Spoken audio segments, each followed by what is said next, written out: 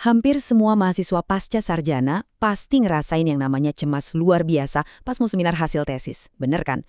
Tapi gimana kalau saya kasih tahu, sebenarnya ada loh formula yang jelas buat mengubah rasa cemas itu jadi percaya diri. Nah, dalam paparan kali ini, kita akan bedah tuntas peta jalan resmi menuju kelulusan langsung dari standar penilaian yang sesungguhnya dipakai para penguji.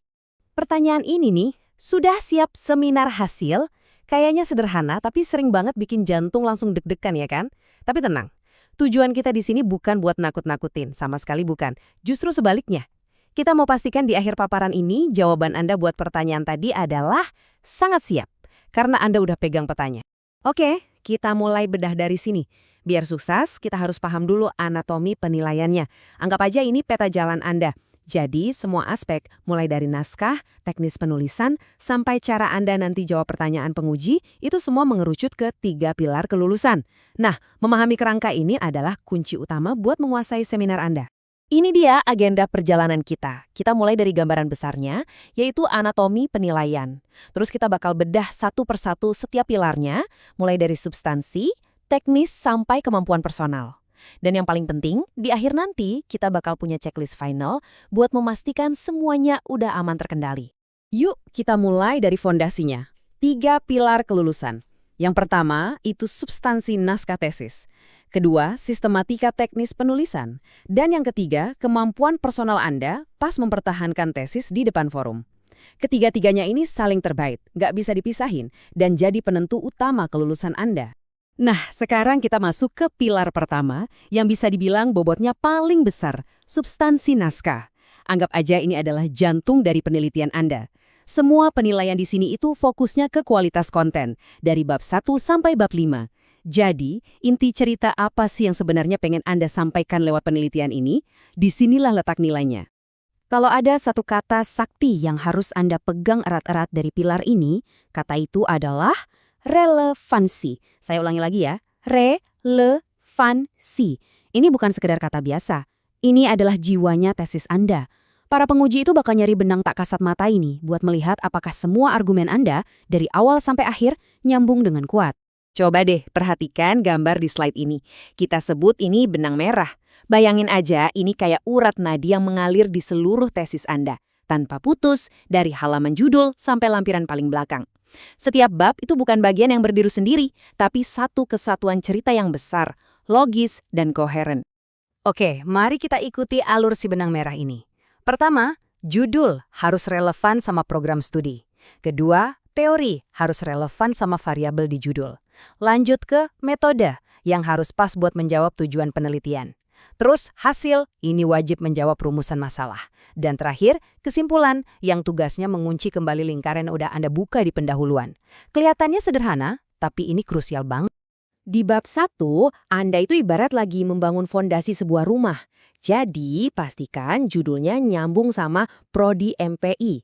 Terus rumusan masalah dan tujuannya itu harus diturunkan secara logis dari judul tadi.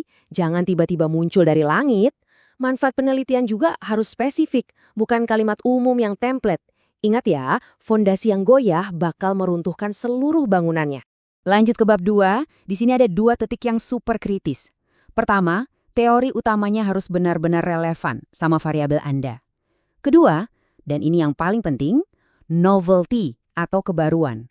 Anda wajib hukumnya menyajikan minimal 5 penelitian terdahulu dan secara jelas, secara eksplisit, menyatakan di mana letak kebaruan riset Anda. Ini bukan pilihan, ini syarat mutlak. Anda harus bisa jawab dengan tegas. Kontribusi penelitian saya adalah ini. Oke, fondasi dan kerangka teori udah kuat. Kita langsung lompat ke jantung pembuktian Anda. Bab 4. Jadi Anda udah punya semua data nih. Terus ngapain? Tugas Anda belum selesai. Anda harus jadi detektif. Jangan cuma menyajikan tabel atau kutipan wawancara mentah-mentah. Tugas utama Anda adalah menganalisis, membahas, dan mengubah data itu jadi jawaban yang lugas atas rumusan masalah Anda. Dan sampailah kita di bab 5. Momen buat menutup lingkaran penelitian. Di bab ini nggak ada lagi ruang buat opini baru atau improvisasi. Kesimpulan Anda adalah tujuan akhir dari perjalanan riset dan harus 100% didasarkan pada temuan yang udah Anda paparkan di bab 4. Nah, disinilah benang merah itu sampai di ujungnya dengan sempurna. Sip, substansi beres. Sekarang kita pindah ke pilar 2, sistematika teknis. Di sini kita ngomongin soal profesionalisme dan presisi. Kenapa? Karena ide yang brilian aja nggak cukup. Ide itu harus disajikan dalam wadah yang profesional, rapi, dan taat aturan. Ini adalah cerminan dari profesionalisme akademis Anda. Slide ini nunjukin aturan main yang nggak bisa ditawar sama sekali. Komposisi referensi Anda, 70% wajib dari jurnal nasional terakreditasi 5 tahun terakhir. 30% sisanya dari buku 10 tahun terakhir. Ini bukan sekedar aturan angka loh. Ini cara Anda menunjukkan ke penguji bahwa riset Anda itu berdiri di atas fondasi pengetahuan yang paling baru dan terpercaya. Berikutnya, checklist teknis yang wajib dipenuhi. Wajib pakai manajer referensi, misalnya Mendeley. Wajib ikuti pedoman penulisan tesis edisi terbaru, jangan pakai yang lama ya. Buat kutipan Arab, wajib pakai font tradisional Arabic. Dan terakhir, lampiran harus lengkap, dari surat izin penelitian sampai bukti cek plagiasi, semuanya harus ada. Dan inilah pilar pamungkas, pilar 3, kemampuan personal. Ini adalah X faktor Anda. Penilaian sekarang bergeser. Ini bukan lagi cuma soal tulisan di atas kertas, tapi tentang Anda sebagai seorang peneliti. Tentang gimana Anda menguasai panggung, berkomunikasi, dan yang terpenting, mempertahankan karya intelektual Anda. Coba lihat timbangan di slide ini. Ada 2 arena penilaian, naskah tesis dan penguasaan forum. Dan bobotnya itu setara. Artinya, tesis Anda bisa jadi sempurna di atas kertas, tapi kalau pas seminar cara membawakannya kurang meyakinkan, timbangannya bisa jomblang. Anda harus unggul di kedua arena ini. Terus, apa sih artinya penguasaan itu? Gini, pertanyaannya nanti bukan lagi apa yang Anda tulis, tapi kenapa Anda menulisnya seperti itu. Bukan metode apa yang dipakai, tapi kenapa Anda memilih metode ini dan bukan metode yang lain. Nah, disitulah letak penguasaan konten dan metodologi yang sesungguhnya. Ini mungkin nasihat paling krusial dari semua pedoman yang ada. Dengerin baik-baik ya. Bersiaplah untuk mempertahankan argumen Anda, bukan cuma membaca slide. Penguji itu pengen berdialog dengan seorang peneliti. Mereka pengen lihat otak Anda bekerja, bukan cuma kemampuan Anda membaca teks yang ada di layar. Oke, kita udah bedah ketiga pilar tadi. Sekarang waktunya buat tinjauan terakhir sebelum Anda melangkah ke ruang seminar. Anggap aja ini pemeriksaan kesiapan tempur final Anda. Yuk, kita periksa bareng-bareng dengan cepat. Judul relevan? Cek. 5 penelitian pembanding plus novelty? Cek. Komposisi referensi 70-30? Cek. Mendeley dan font Arab sesuai? Cek. Lampiran lengkap? Cek. Dan yang paling penting, benang merah dari bab 1-5 tersambung kuat? Cek.